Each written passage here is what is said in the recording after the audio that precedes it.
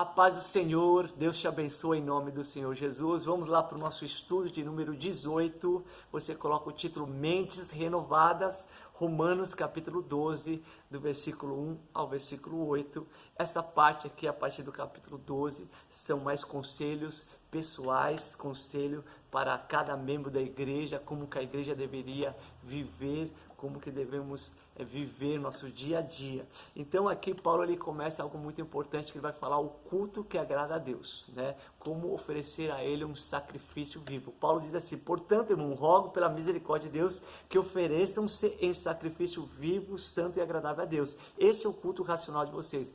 Paulo está falando que devemos nos oferecer como um sacrifício vivo, né? Lembrando que essa igreja tinha os judeus, e os judeus conheciam muito bem sobre sacrifício que agradava a Deus, mas o sacrifício que agradava a Deus nessa época era animais. Eles ofereciam animais para remissão de seus pecados, como oferta ao Senhor também, mas agora está falando que nós somos sacrifício, né? E nós temos que nos oferecer. Tem aquela passagem que Deus põe Abraão à prova, dizendo para ele apresentar seu filho como um holocausto, como um sacrifício, Isaac, mas ali era o pai levando seu filho ali, né?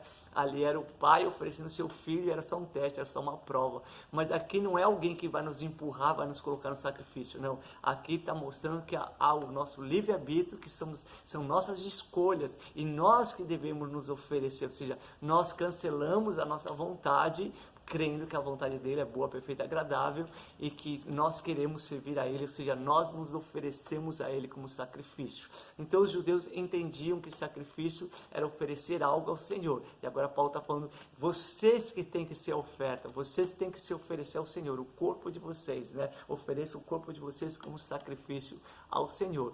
Para os gentios aqui, eles tinham um relacionamento com os deuses, eles adoravam muitos deuses ali em Roma, então eles ofereciam muitas coisas, faziam muito voto, se comprometiam, faziam aliança. Agora Paulo está falando, não é mais esses deuses, não é essa forma de sacrifício, há só um Deus que deve receber toda a oferta, todo o sacrifício, e esse Deus está pedindo para vocês oferecer a própria vida de vocês, né? Então Paulo estava falando o que é o sacrifício que agrada a Deus, né? Que é o culto racional, ou seja, com entendimento, com compreensão, pela fé, se oferecer ao Senhor.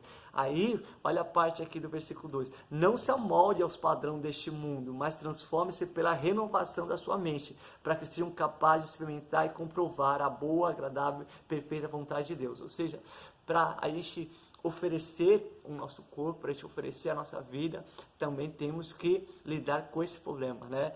Com o molde deste mundo. Então não se amolde ao padrão deste mundo. O mundo ele dita regras, o mundo tem uma grande influência, e o mundo ele coloca coisas na nossa mente que são totalmente contrárias a Deus, né? O mundo não quer que você sirva a Deus, o mundo não quer que você haja conforme a palavra. Então o mundo tem os seus padrões. Nós não podemos nos amoldar aos padrões deste mundo, nós não podemos estar debaixo de uma influência deste mundo. Não tem como servir a dois deuses, né? Ou você serve a Deus ou você está no mundo. Então o mundo ele dita a regra através da influência, ele quer que a nossa vida seja moldada pelo mundo e pelas coisas que há no mundo, e o mundo é totalmente inimigo de Deus. A Bíblia fala, não ameis o mundo, nem o que há no mundo, pois quem ama o mundo se torna inimigo de Deus, né? Deus tem inimizade com o pensamento, com a filosofia, com a ideia, com a crença, né? Com o objetivo, com o sonho, com a visão do mundo. É totalmente contrário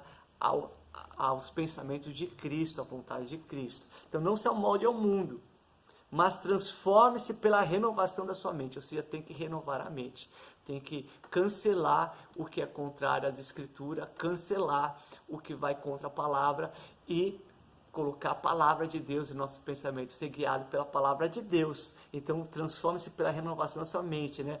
Permitir os pensamentos do alto, permitir os pensamentos de Cristo. A palavra fala que nós temos a mente de Cristo, pensar como Cristo pensa. Por isso que Jesus se ofereceu ao Pai como um sacrifício, por isso que Jesus ia contra o mundo, contra o sistema religioso daquela época, porque a sua mente era renovada, somente pensando nas coisas do alto, né? Assim que nós temos que ser, porque só assim seremos capazes de experimentar experimentar e comprovar. Deus quer que você experimente e comprove que a vontade dele é boa, perfeita e agradável. Mas só seremos capazes se a gente permitir realmente essa metanoia, que é mudança de pensamento, esse arrependimento de pensamento, pensar ao contrário. O mundo, ele diz que para você você deve ser bem sucedido, você deve ser o número 1, você deve passar acima de todos, que você deve ter pessoas ao teu serviço, que as pessoas têm que servir. Cristo, ele revelou o contrário. Cristo disse que o maior é o menor,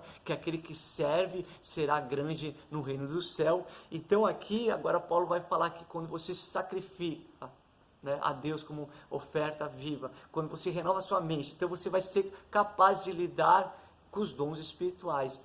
Aí ele vai começar a entrar nesse assunto. Por isso, pela graça que me foi dada, digo a todos vocês, ninguém tem em si mesmo um conceito mais elevado do que deve ter. Ou seja, o mundo te diz que você tem que ter um conceito elevado. Ou seja, é soberba, arrogância, orgulho. Não é humildade, não é simplicidade. Mas ao contrário, ele fala ao contrário, o pensamento de Cristo é ao contrário. Tem um conceito equilibrado de acordo com a medida da fé que Deus lhe concedeu. Ou seja, Deus nos dá uma medida de fé para a gente viver pela fé. Assim como cada um de nós tem um corpo com muitos membros, esses membros não exercem todas a mesma função. Ou seja, cada um tem um corpo e cada corpo tem vários membros e cada membro não exerce a mesma função. Assim também em Cristo nós, que somos muito, formamos um corpo. Aí vai falar do corpo de Cristo, ou seja, a igreja. Cada pessoa salva, cada pessoa que é agregada na igreja é um membro do corpo de Cristo. E diz que cada membro está ligado uns aos outros. Temos diferentes dons, ou seja, cada pessoa da igreja tem diferentes dons, de acordo com a graça que nos foi dada. Graça é favor, é um presente. Deus concedeu dons às pessoas. Não é mérito, não é esforço, não é porque a pessoa adquiriu aquilo. Não, Deus deu um dom para cada pessoa. Se alguém tem o dom de profetizar, ou seja, nem todos vão ter esse dom, mas se alguém tem o dom de profetizar, use-o na proporção da sua fé. Se é o dom de servir, sirva. Não é todos que têm esse dom, mas quem tem, sirva. Se é de ensinar, ensine. Se é dar ânimo, que assim faça. Se é contribuir, que contribua generosamente. Se é exercer liderança, que exerça com zelo. Se é mostrar misericórdia, que eu faça com alegria. Está falando sobre os dons, não todos, mas alguns dos dons, e que é para usar cada um o seu dom com essa humildade, com essa simplicidade, com esse entendimento, como sacrifício vivo ao Senhor.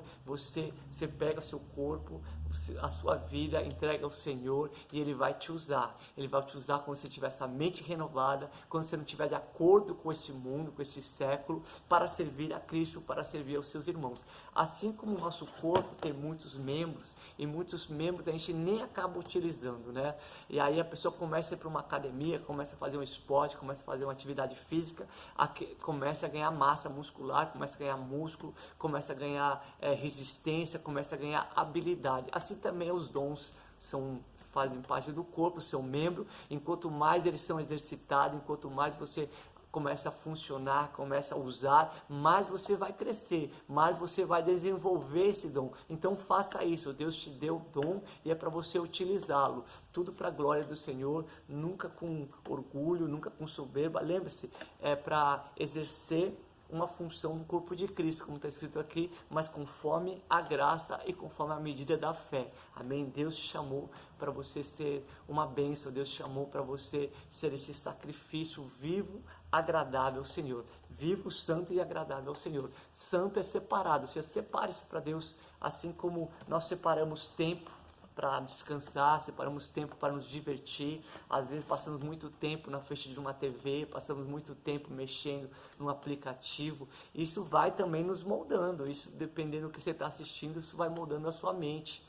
Mas você também pode passar tempo com a palavra de Deus, tempo orando, ouvindo louvor, meditando. Isso vai renovar a sua mente conforme os pensamentos do Senhor. E aí você vai estar sempre apto para poder servir com os dons espirituais. Amém? Então, aqui, esse capítulo trata sobre isso. Oferecer-se a Deus é uma entrega. Renovar a sua mente é uma transformação. E usar os dons, ou seja, sempre a graça de Deus para servir. Amém? Deus te abençoe, toda sorte de bênção na sua vida, na sua casa, na sua família, no nome do Senhor Jesus. Amém.